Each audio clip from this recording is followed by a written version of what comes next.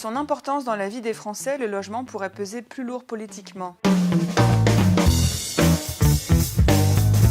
Ce mercredi, Alain Dinin, le PDG de Nexity, l'un des premiers promoteurs immobiliers français, a lancé un appel au président de la République pour empêcher une crise du logement en France. Selon ce chef d'entreprise, l'échelon que représente Julien Denormandie, le ministre du Logement, ne suffit plus. Il faut qu'Emmanuel Macron intervienne pour arrêter le ralentissement de la construction. Julien Denormandie est très apprécié des professionnels de l'immobilier, mais il n'a le titre de ministre du Logement que depuis le dernier remaniement d'octobre. Auparavant, il était secrétaire d'État.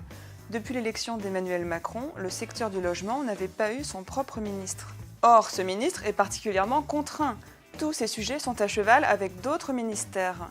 Par exemple, la réforme du logement social est menée sous les contraintes budgétaires de Bercy. La réforme des copropriétés est menée par la chancellerie. La rénovation énergétique des logements est un chantier mené en commun avec le ministère de la Transition écologique. Et enfin, la taxe foncière et les droits de mutation sont des sujets des territoires. Manque-t-il une vision d'ensemble ? À cause de l'évolution de la démographie et des flux migratoires, il va manquer de plus en plus de logements en France.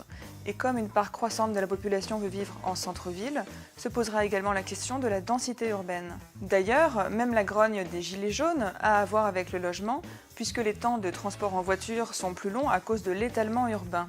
La politique devrait peut-être se rappeler sa propre étymologie, polis, ce qui signifie la cité, la ville et donc le logement.